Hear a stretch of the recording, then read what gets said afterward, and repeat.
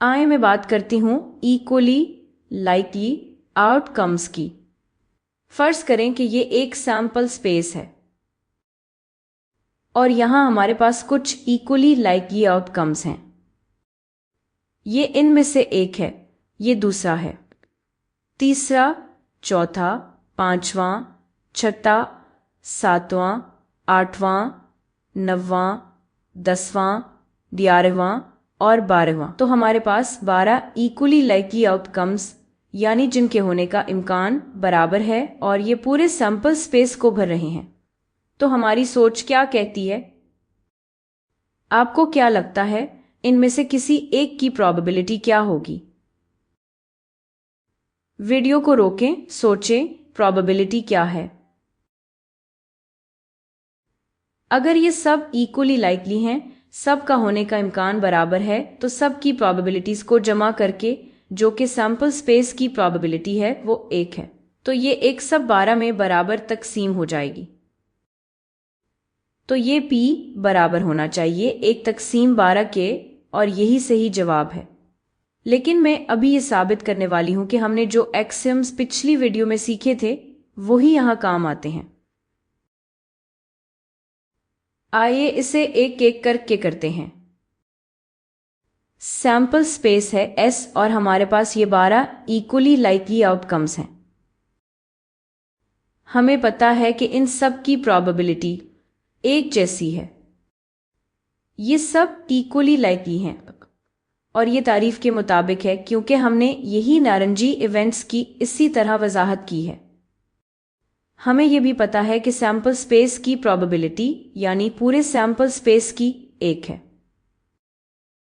यह हमें हमारे दूसरे एक्सियम से पता है। तो मैं कह सकती हूं कि ये S इन सब 12 का मजमुआ है। तो मैं ये कह सकती हूं कि ये S बराबर है W1 W2 W3 के मजमुए के और इसी तरह W12 तक। इसका मतलब है कि इन सब 12 के मजमुए की प्रोबेबिलिटी 1 के बराबर है। और अब आता है मजे का हिस्सा। हमें पता है कि ये सब 12 म्यूचुअली एक्सक्लूसिव हैं, इनमें कोई ओवरलैप नहीं है। और चूंकि ये म्यूचुअली एक्सक्लूसिव हैं, मैं अपना तीसरा एक्सियम इस्तेमाल कर सकती हूं और कह सकती हूं कि हम इस प्रोबेबिलिटी को जमा की सूरत में लिख सकते हैं, यानी ये इनफरादी प्रोबेबिलिटीज के मजमूए के बराबर है। मैं कह सकती हूं कि ये बराबर है हर प्रोबेबिलिटी के मजमूए के। W1 की प्रोबेबिलिटी, W2 की प्रोबेबिलिटी और इसी तरह W12 तक ये भी 1 के बराबर है। ये मैं तीसरे एक्सियम से कह सकती हूं। ये सारी प्रोबेबिलिटीज बराबर हैं। फर्ज करें कि ये वैल्यू P है, तो हमारे पास 12 P हैं और सब मिलकर 1 बनते हैं, यानी 12 P बराबर है 1 के, और इसका मतलब है कि P बराबर है 1 तकसीम 12 के। तो आपका वजदान बिल्कुल ठीक था। प्रोबेबिलिटी है 1 तकसीम 12, लेकिन ये वो तरीका है जिससे आप इसे एक्सियम्स के जरिए साबित करते हैं जो हमने सीखे थे। और वैसे इस 12 में कोई ख़ास बात नहीं है। हम इसे सब मिसालों के लिए असूलन ऐसे कर सकते हैं। उमूमी तौर पर अगर n इक्वली लाइकली आउटकम्स हों, अगर n ऐसे इवेंट्स हों जो म्यूचुअली एक्सक्लूसिव और एग्जॉस्टिव हों, तो हम कह सकते हैं कि हर एक की प्रोबेबिलिटी 1 तकसीम n के बराबर होगी। ये प्रोबेबिलिटी है इनमें से हर एक के लिए। आए से एक कदम और आगे लेकर चलते हैं। फर्ज करें हमारे पास एक बड़ा इवेंट है।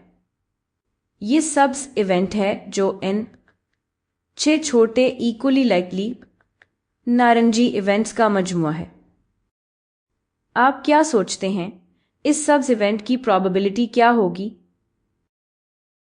हो सकता है आप कहें कि ये सब इवेंट इस नारंगी इवेंट से 6 गुना बड़ा है, तो प्रोबेबिलिटी 6 ज़रब 1 तकसीम 12 के बराबर होनी चाहिए, यानी 6 तकसीम 12 जो कि आधा बनता है।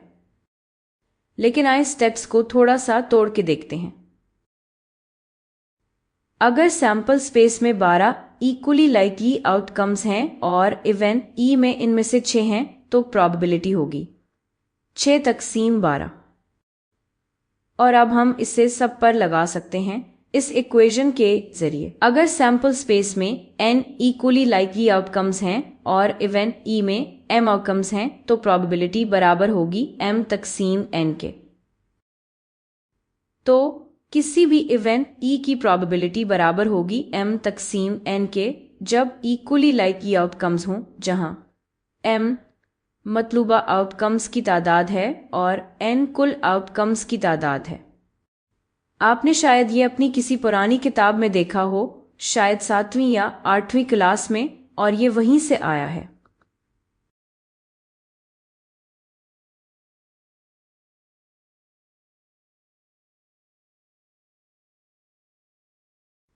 तो आएं जल्दी से मश्क करते हैं इसकी जो आपने अभी सीखा है। फर्ज करें हमारे पास ये सूरत हाल है कि एक सिक्का 3 बार उछाला जाता है, और फर्ज करें हमारे पास ये 3 इवेंट्स हैं। इवेंट ए वो है जब तीनों बार कोई हेड ना आए। इवेंट बी वो है जब बिल्कुल एक हेड आए, और इवेंट सी वो है जब कम से कम 2 हेड्स आए। इन तीनों की प्रोबेबिलिटीज निकालें। वीडियो को रोकें और इस पर सोचें। अच्छा, तो आए ये मिलकर करते हैं। पहला कदम वही है, आए सैंपल स्पेस बनाते हैं। तो जब आप 3 सिक्के उछालते हैं तो हो सकता है कोई हेड ना आए, यानी तीनों टेल्स आ जाएं, या एक हेड आ सकता है, हो सकता है आखिरी वाला हेड हो, या दरमियान वाला, या पहला हेड हो। ये वो मिसालें हैं जब हमारे पास एक हेड होता है, या आपके पास 2 हेड्स आ सकते हैं जब ये दोनों या ये दोनों या ये दोनों हेड्स हों, या तीनों के तीनों हेड्स आ सकते हैं।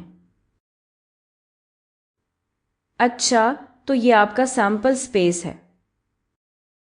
अब आए इवेंट्स को देखते हैं। पहला है इवेंट ए, जिसमें हमारे पास कोई हेड नहीं आता, ये पहला वाला है। और चूंकि ये सब इक्वली लाइकली आउटकम्स हैं, इसलिए हम कह सकते हैं कि इस इवेंट की प्रोबेबिलिटी है 1/8, क्योंकि ऐसे 8 इवेंट्स हैं। इसी तरह अगर बिल्कुल एक हेड आए तो हमारे पास ये 3 इवेंट्स हैं और ये सब इक्वली लाइकली हैं, तो प्रोबेबिलिटी है 3/8। और कम से कम 2 हेड्स के लिए हमारे पास ये 4 इवेंट्स हैं, ये चारों इक्वली लाइकली हैं, प्रोबेबिलिटी है 4/8। इसी तरह आप प्रोबेबिलिटी निकाल सकते हैं जब इक्वली लाइकली इवेंट्स हों, यानी सबका बराबर इम्कान हो।